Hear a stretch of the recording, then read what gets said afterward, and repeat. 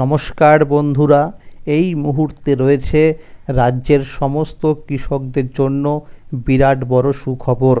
আপনি যদি একজন কৃষক হয়ে থাকেন এবং পশ্চিমবঙ্গ সরকারের কৃষক বন্ধু প্রকল্পের নাম নথিভুক্ত করে রাখেন, তাহলে এই মুহূর্তে রয়েছে আপনার জন্য দুর্দান্ত সুসংবাদ। এই 2025 সালের কৃষক বন্ধু প্রকল্পের প্রথম কিস্তি অর্থাৎ খরিফ মরশুম টাকা কবে থেকে দেওয়া হবে সেই বিষয়ে কিন্তু আজকে অর্থাৎ 30শে মে 2025 শুক্রবার উঠে এলো বিরাট বড় আপডেট। এছাড়াও বাংলা শস্য বীমা প্রকল্পে টাকা ছাড়া হয়েছে, তো কোন কৃষকরা এই টাকা পাবে সেই বিষয়েও কিন্তু সঠিক আপডেট জানানো হয়েছে আজকের এই গুরুত্বপূর্ণ ভিডিওটির মাধ্যমে। এছাড়াও কৃষক বন্ধু প্রকল্পের ওয়েবসাইটের মাধ্যমে স্ট্যাটাস দেখা যাচ্ছে না, তো কোথায় গেলে এই স্ট্যাটাস দেখতে পারবেন সেই বিষয়েও কিন্তু সঠিক আপডেট জানানো হয়েছে। এছাড়াও কৃষকদের জন্য কেন্দ্রীয় সরকার নতুন ঘোষণা করেছে, তো কী সেই নতুন ঘোষণা সমস্ত বিষয় নিয়ে কিন্তু আলোচনা করা হয়েছে আজকের এই গুরুত্বপূর্ণ ভিডিওটির মাধ্যমে। তাই বন্ধুরা, ভিডিওটি সম্পূর্ণ দেখার জন্য অনুরোধ রইল। ভিডিওটি সম্পূর্ণ দেখলে জানতে পারবেন অনেক কিছু আপডেট। তাই যে সমস্ত বন্ধুরা এখনও পর্যন্ত চ্যানেলটিকে সাবস্ক্রাইব করেননি, অবশ্যই মনে করে এক্ষুনি চ্যানেলটিকে সাবস্ক্রাইব করে নিন, কারণ আমার এই চ্যানেলের মাধ্যমে কৃষক বন্ধু প্রকল্প সহ সরকারি বিভিন্ন প্রকল্পের খবরাখবর সবার আগে সঠিক সময়ে সঠিক আপডেট দেওয়া হয়ে থাকে। চলুন বন্ধুরা, এবার দেখে নেওয়া যাক কী বলা হয়েছে আজকের এই প্রতিবেদনে। রাজ্যের কৃষকদের জন্য সুখবর, কৃষক বন্ধু প্রকল্পের প্রথম কিস্তি টাকা দেওয়ার ঘোষণা। কৃষক বন্ধু প্রকল্পের গুরুত্বপূর্ণ নতুন কয়েকটি আপডেট। পশ্চিম বর্ধমানে কৃষি পুনর্জাগরণ, মাটির সৃষ্টি প্রকল্পে নতুন গতি। 2025-26 খরিফ মরশুমে এমএসপি ঘোষণা, কেন্দ্রীয় বরাদ্দ 2.07 লক্ষ কোটি টাকা। 30শে মে 2025 শুক্রবার পশ্চিমবঙ্গের মুখ্যমন্ত্রী মমতা বন্দ্যোপাধ্যায়ের নেতৃত্বে রাজ্য সরকার সবসময় সাধারণ মানুষের পাশে থেকেছে। তারই এক উজ্জ্বল উদাহরণ কৃষক বন্ধু প্রকল্প। এটি শুধু আর্থিক সাহায্য নয়, বরং পশ্চিমবঙ্গে লক্ষ লক্ষ কৃষকের জীবনে এনেছে সম্মান, নিরাপত্তা ও স্থিতি। 2019 সালের 1 জানুয়ারি এই প্রকল্পের সূচনা হয়েছিল।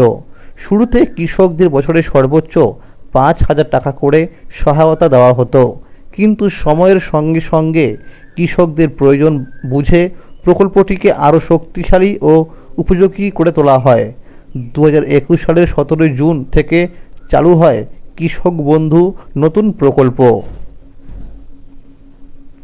বর্তমানে এই প্রকল্প যাদের জমি 1 একর বা তার বেশি তারা বছরে পান 10,000 টাকা, আর যাদের জমি 1 একরের কম তাদের দেওয়া হয় বছরে 4,000 টাকা করে। এই অর্থ বছরে 2 কিস্তিতে দেওয়া হয় কৃষকদের। 1 নম্বর খরিফ মরশুম, যার সময় হলো এপ্রিল থেকে সেপ্টেম্বর মাসের মধ্যে। 2 নম্বর রবি মরশুম, যার সময় হলো অক্টোবর থেকে মার্চ মাসের মধ্যে। তবে এই প্রকল্পের সবচেয়ে মানবিক দিক হলো, যদি কোনো কৃষক যার বয়স 18 থেকে 60 বছরের মধ্যে হঠাৎ মৃত্যুবরণ করেন, তাহলে তার পরিবারকে রাজ্য সরকার এককালীন 2 লক্ষ টাকা আর্থিক সহায়তা দেয়। 2025-26 খরিফ মরশুমে এমএসপি ঘোষণা, কেন্দ্রীয় বরাদ্দ 2.07 লক্ষ কোটি টাকা। কৃষকদের জন্য বড় স্বস্তির খবর নিয়ে এলো কেন্দ্রীয় সরকার। 2025-26 অর্থবছরের খরিফ মরশুমকে সামনে রেখে 2.07 লক্ষ কোটি টাকার ন্যূনতম সহায়ক মূল্য এমএসপি প্যাকেজ অনুমোদন করেছে মন্ত্রিসভা। প্রধানমন্ত্রী নরেন্দ্র মোদীর নেতৃত্বে অর্থনৈতিক বিষয়ক মন্ত্রিসভা কমিটির সিসিইএ বৈঠকে এই সিদ্ধান্ত গৃহীত হয়েছে। বর্তমানে কেন্দ্রীয় সরকার 23টি ফসলের জন্য এমএসপি নির্ধারণ করে, যার মধ্যে 14টি খরিফ, 7টি রবি ও ও 2টি বাণিজ্যিক ফসল রয়েছে। এই সিদ্ধান্তে দেশের লক্ষ লক্ষ কৃষক প্রত্যক্ষভাবে উপকৃত হবেন বলে মনে করা হচ্ছে। কেন্দ্রীয় তথ্য ও সম্প্রচার মন্ত্রী অশ্বিনী বৈষ্ণব জানিয়েছেন, ধানের এমএসপি প্রতি কুইন্টালে 69 টাকা বাড়িয়ে করা হয়েছে 2369 টাকা। এই নতুন দাম 2025 ও 26 সালের খরিফ মৌসুম থেকেই কার্যকর হবে। ধান ছাড়াও একাধিক গুরুত্বপূর্ণ ফসলের এমএসপি বেড়েছে, যাতে কৃষকদের লাভজনক উৎপাদন নিশ্চিত হয়।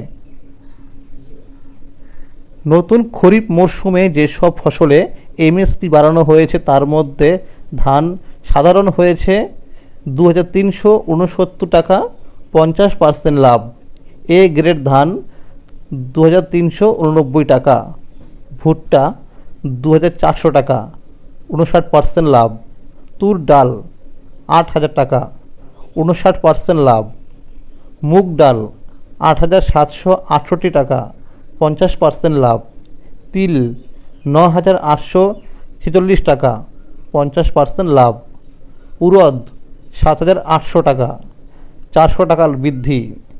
নাইজার বীজ, রাগি ও তুলার ক্ষেত্রেও সর্বোচ্চ এমএসপি বৃদ্ধি হয়েছে। সরকার জানিয়েছে, এই মূল্য নির্ধারণের মাধ্যমে উৎপাদন খরচের উপর অন্তত 50% লাভ কৃষকদের হাতে তুলে দেওয়া হবে। এটি দেশের কৃষি খাতে এক ইতিবাচক পদক্ষেপ হিসাবে ধরা হচ্ছে। পশ্চিম বর্ধমানে কৃষি পুনর্জাগরণ, মাটির সৃষ্টি প্রকল্পে নতুন গতি। বেশ কয়েক বছর আগে পশ্চিমবঙ্গ সরকার অনুর্বর জমিকে উর্বর করার জন্য মাটির সৃষ্টি নামের একটি প্রকল্প শুরু করেছিল।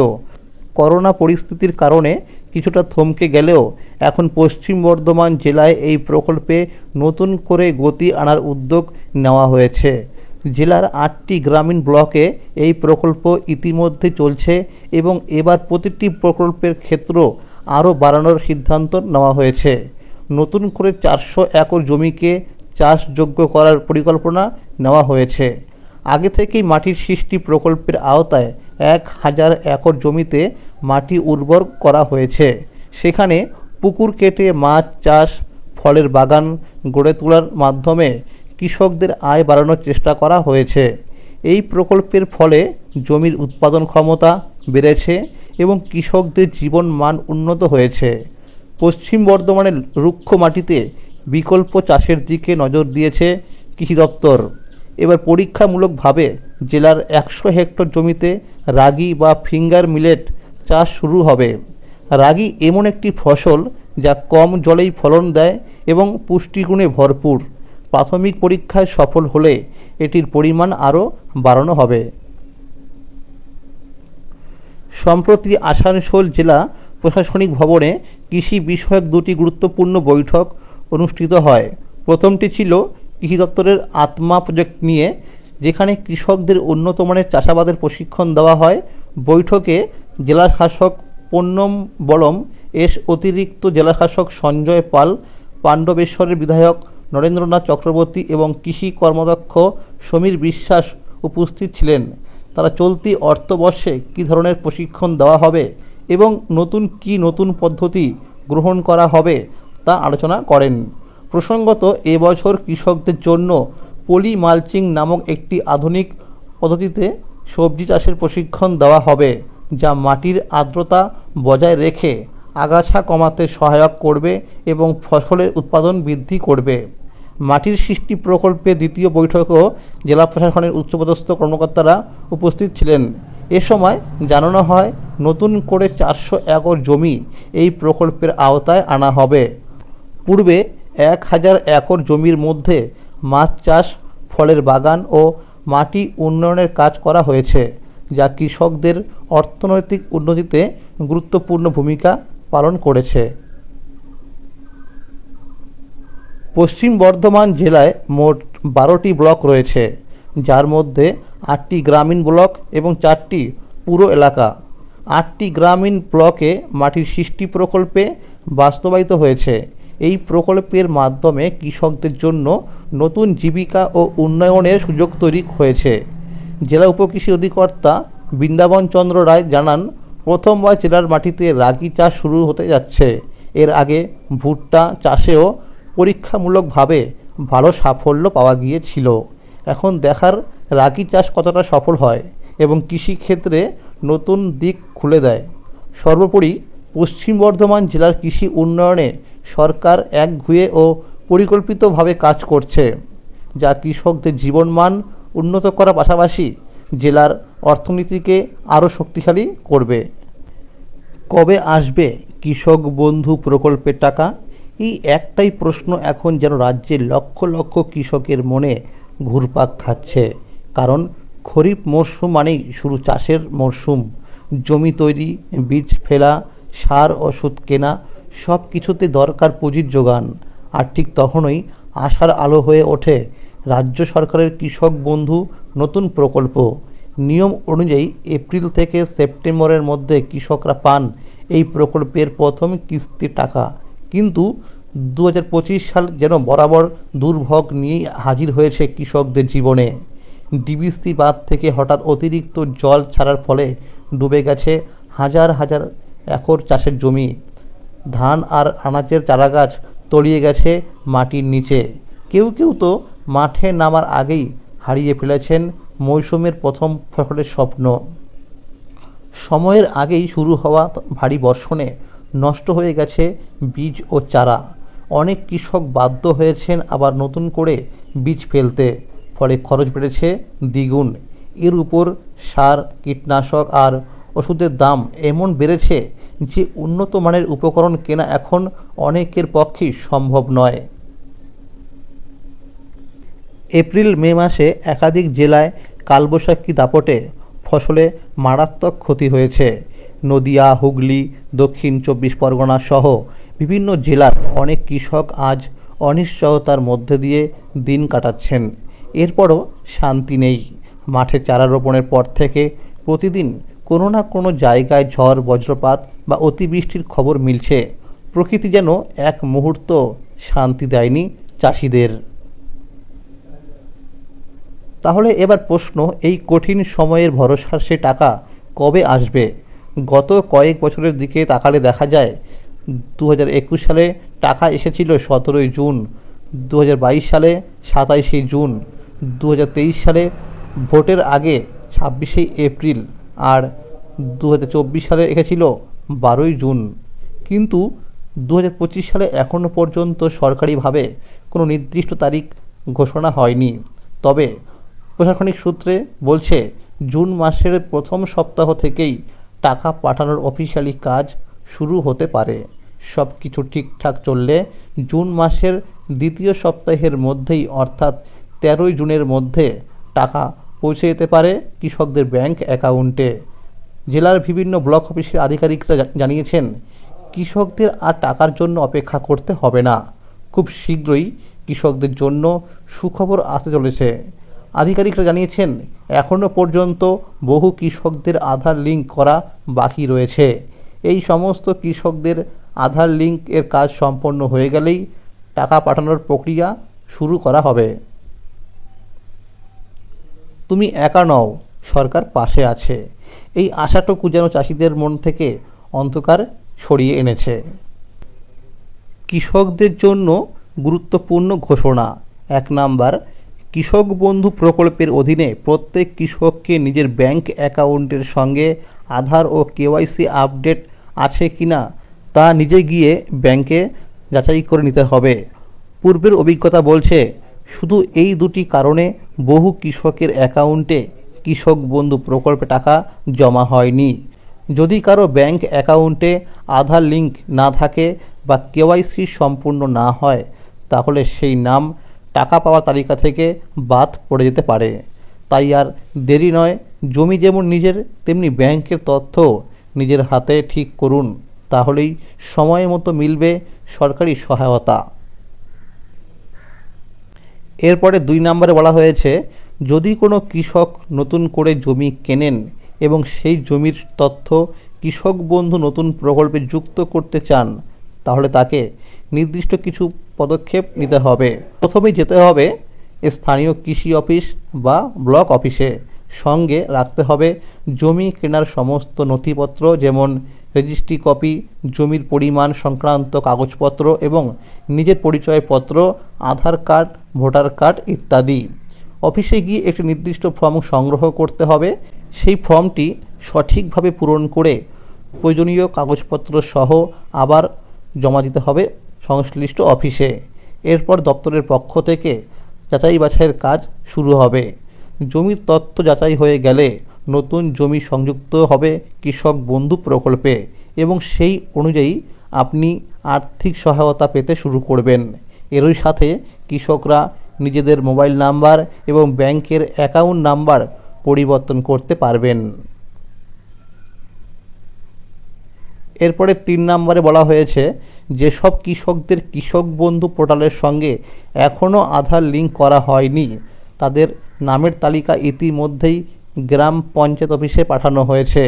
এই তালিকায় নাম থাকলে অবিলম্বে আধার লিঙ্কের কাজ সম্পূর্ণ করতে হবে, কারণ আধার লিঙ্ক না থাকলে আগামী কিস্তির টাকা ব্যাংকে আসবে না। আধার লিঙ্কের সময়সীমা নিয়ে সরকারি কোনো নির্দিষ্ট আপডেট না থাকলেও বিশ্বস্ত সূত্র মারফত জানা গেছে জুন মাসের প্রথম সপ্তাহ পর্যন্ত এই প্রক্রিয়া চলতে পারে। এরপরে 4 নম্বরে বলা হয়েছে, 2024 সালের 22শে নভেম্বর রবি মরশুমে টাকা দেওয়া হয়েছিল, তবে অনেক কৃষক তখন নথিপত্র ঠিক না থাকার কারণে টাকা পাননি। যারা পরে কৃষি অফিসে গিয়ে সমস্যার সমাধান করেছেন তারা মার্চ মাস থেকে টাকা পেতে শুরু করেছেন।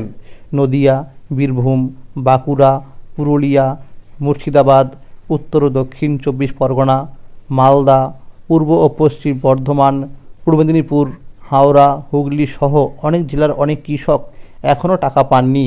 সূত্র অনুযায়ী প্রথম কিস্তি টাকা দেওয়ার আগেই তাদের বকেয়া রবি মৌসুমে টাকা দেওয়া হতে পারে। এরপরে 5 নম্বরে বলা হয়েছে, বাংলা শস্য বীমা প্রকল্পের মাধ্যমে 158 কোটি টাকার ঘোষণা। এই সহায়তা সেই সব কৃষকদের দেওয়া হচ্ছে যারা চলতি রবি মরশুম প্রতিকূল আবহাওয়ার কারণে আলু চাষে ক্ষতির মুখে পড়েছেন। এখনও যে সমস্ত কৃষকরা টাকা পায়নি তাদের জুন মাসের প্রথম সপ্তাহের মধ্যে টাকা ক্রেডিট হয়ে যাবে বলে জানা গেছে সূত্র মারফত। অনেক কৃষক অভিযোগ জানিয়েছেন যে তাদের আলু চাষের ক্ষতি হওয়া সত্ত্বেও তাদের বাংলা শস্য বীমা প্রকল্পে টাকা এখনও আসেনি। এই বিষয়টা নিয়ে জেলার ব্লক অফিসের পক্ষ থেকে খতিয়ে দেখা হচ্ছে বলে জানা গেছে বিশ্বস্ত সূত্র মারফত। এই বাংলা শস্য বীমা প্রকল্পে টাকা মুখ্যমন্ত্রীর নির্দেশ অনুযায়ী 20 মে তারিখ থেকে কৃষকদের ব্যাংক অ্যাকাউন্টে টাকা পাঠানো শুরু হয়েছে। এরপরে 6 নম্বরে বলা হয়েছে, এই মুহূর্তে কৃষক বন্ধু নতুন প্রকল্পের অনলাইন স্ট্যাটাস দেখা সুবিধা বন্ধ রয়েছে। অনেক কৃষক বারবার চেষ্টা করেও পেমেন্টের বর্তমান অবস্থা জানতে পারছেন না। ওয়েবসাইটে ঢুকলে স্ট্যাটাস দেখার অপশান দেখা গেলেও সেখানে কোনো তথ্য আপডেট হচ্ছে না। এমন পরিস্থিতিতে কৃষকদের পরামর্শ দেওয়া হচ্ছে যাদের জরুরি দরকার তারা যেন নিকটবর্তী কৃষি অফিসে গিয়ে যোগাযোগ করেন। সঙ্গে নিতে হবে Aadhaar card, voter card, register mobile number, KBID নম্বর এবং নতুনদের জন্য অ্যাপ্লিকেশন সিরিয়াল নাম্বার। কৃষি আধিকারিকরা স্ট্যাটাস দেখিয়ে দেবেন এবং যদি কোনো সমস্যা থাকে তা সমাধানের রাস্তাও বলে দেবেন। তবে কৃষি দপ্তরের পক্ষ থেকে জানানো হয়েছে খুব শীঘ্রই এই সমস্যাটি সমাধান হয়ে যাবে। তো বন্ধুরা, আজকের এই ছিল আপডেট। কৃষক বন্ধু প্রকল্প সহ সরকারি বিভিন্ন প্রকল্পের খবরাখবর সবার আগে পেতে হলে চ্যানেলটিকে এক্ষুনি সাবস্ক্রাইব করে রাখুন এবং সকলের কাছে বেশি বেশি করে শেয়ার করে দিন। যদি এই ভিডিওটি ভালো লাগে অবশ্যই লাইক করে দেবেন। ভালো থাকবেন, সুস্থ থাকবেন। ধন্যবাদ।